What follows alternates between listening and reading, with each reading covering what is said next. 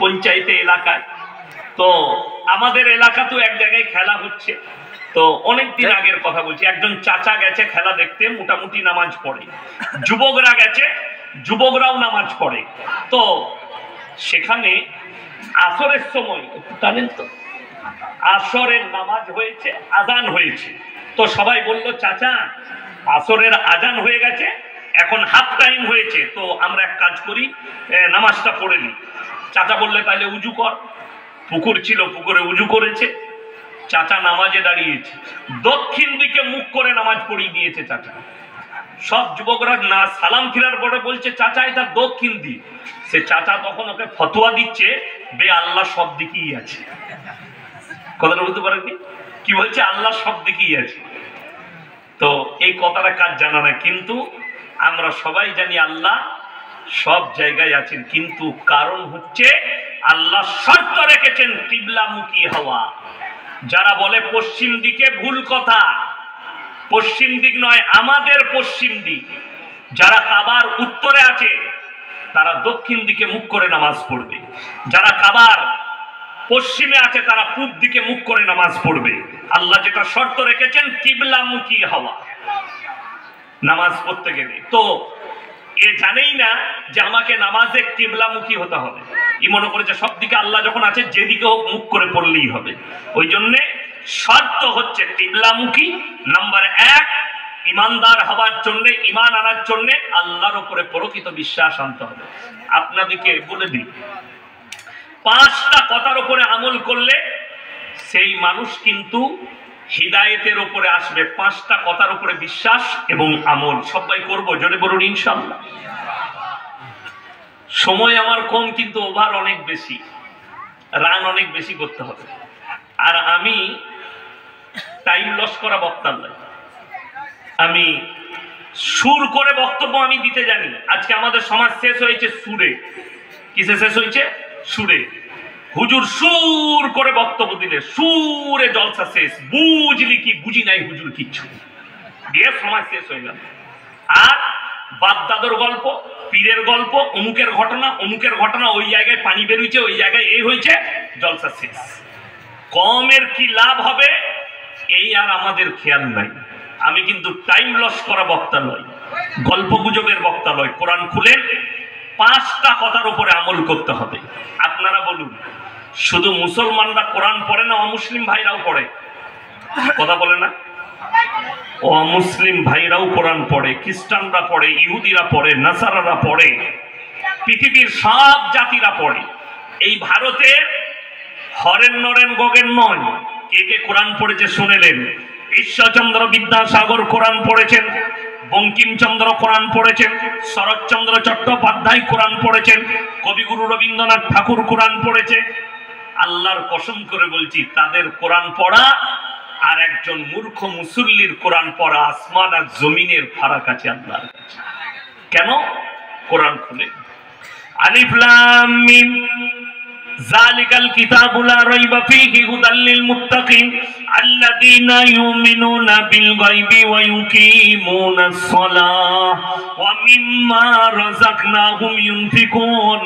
আলিফ লাম মিম, আলিফ লাম মিম রা, তাসিন তাসিন মিম ইয়াসিন কাফ হা আইন সাদ, যতগুলো এরকম হরফ আছে এগুলোর নাম হচ্ছে হরফে মুকাত্তার। এর মানে তাই আল্লাহ ছাড়া পৃথিবীর কেউ জানে না। আমি আল্লাহ রাব্বুল আলামিন কিয়ামতের দিনে আমি আমার বান্দাদের সামনে বর্ণনা করব, জোরে বলুন সুবহানাল্লাহ। আচ্ছা, পৃথিবীতে আলেম উলামারা জানেন, এত বড় বড় ফকিহ আর এত বড় বড় উলামায়ে দ্বীন এত কিতাব লিখেছেন, পৃথিবীর নয় এশিয়া মহাদেশের একজন মুহাদ্দিস, তিনি এত কিতাব লিখেছেন পৃথিবীর কোন সাহিত্যিক জ্ঞানীরাও লেখেনি। তার নাম হচ্ছে মোল্লা আলী মিয়া নদভী সাহেব রহমতুল্লাহ আলাইহি, যিনি লখনৌ নাদওয়াতুল উলামা মাদ্রাসার প্রতিষ্ঠাতা। 4,500 কিতাব লিখেছেন তিনার জিন্দেগি, 4,500। মোল্লা আশরাফ আলী থানভী রহমতুল্লাহ আলাইহি 1,500-এর বেশি কিতাব লিখেছেন।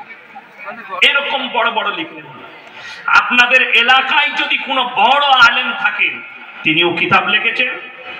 একটা পৃথিবীর সাহিত্যিক জ্ঞানী গুণী আলেম কেউ নিজের কিতাবে লিখতে পারেনি আমার লেখার মধ্যে কোনো ভুল নেই। এরকম কেউ লিখেছে? একটা বই নিয়ে আসুন, মাদ্রাসায় একটা কিতাব, আরবি কিতাব নিয়ে আসুন, যার হেডিং এ লিখেছে मेरा इस लिखा पर कोई भी गलती नहीं है, मैंने जो लिखा ये सही है, इसके अंदर कोई गलत नहीं है। এটা কেউ লিখতে পারবে না। কিন্তু আল্লাহ রাব্বুল আলামিন একমাত্র মুকদ্দাস কিতাব কোরআন মাজিদ, আল্লাহ বললেন জালিকাল কিতাবুল লা রাইবা ফি, আমার এই কোরআনে বিন্দু মাত্র সন্দেহের কোনো অবকাশ নাই। জোরে বলুন সুবহানাল্লাহ। একমাত্র কোরআন যার মধ্যে সন্দেহের কোনো অবকাশ নেই।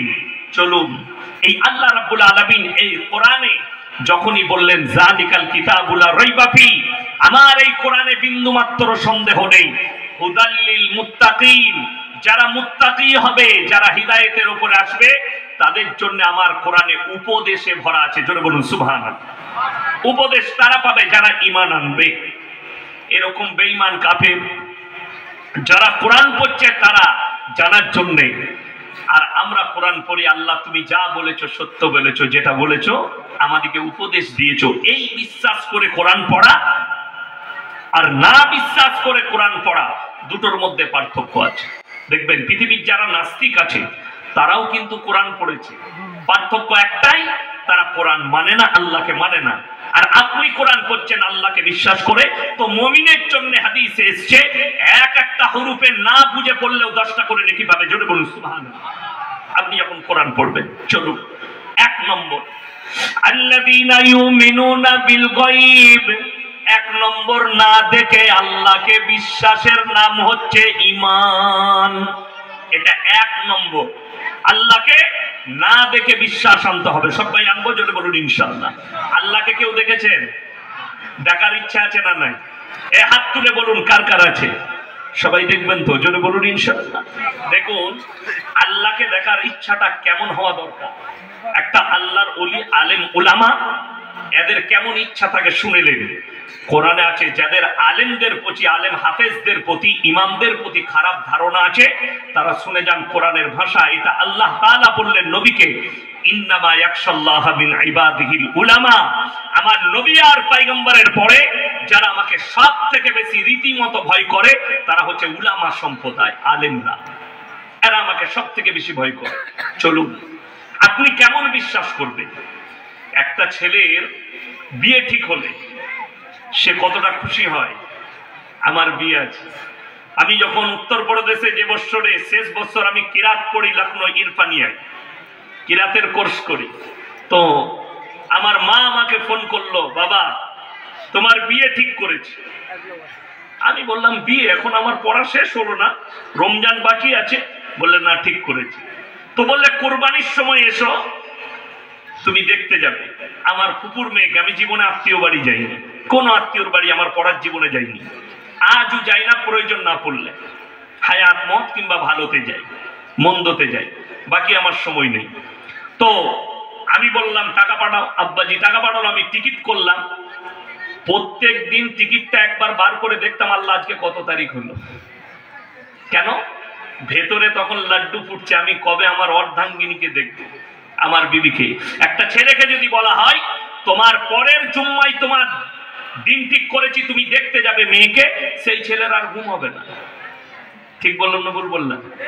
সে খালি রাত জেগে থাকবে, কবে শুক্রবারটা আসবে, দিন গুনবে। আমি আমার প্রেমিকাকে, আমার যে রাতের জননী হবে, তাকে আমি দেখব। হে আমার ভাইয়েরা, আপনি চিন্তা করুন, আল্লাহ রাব্বুল আলামিন কিয়ামতের দিনে জান্নাতীদের সবথেকে দামি উপহার হবে আল্লাহর দিদার। জোরে বলুন সুবহানাল্লাহ। আপনি আল্লাহর দিদার করতে পারবেন জান্নাতীরা, যারা আল্লাহর উপরে বিশ্বাস রাখবে, না দেখে আল্লাহকে বিশ্বাস।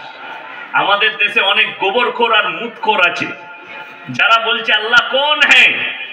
सोच लो एक ईमानदार के बारे में, हम लोग आंखों से अल्लाह को नहीं देखा तो अल्लाह के ऊपर ऐसे ईमान लाए कि हमारा जान भी कुर्बान है। अब सोच लो जब हम हमारे अल्लाह को देखेंगे, दीदार करेंगे, तो हमारा दिल कैसा होगा। अल्लाह नबी के क्यों देखेছেন? কথা বলেন।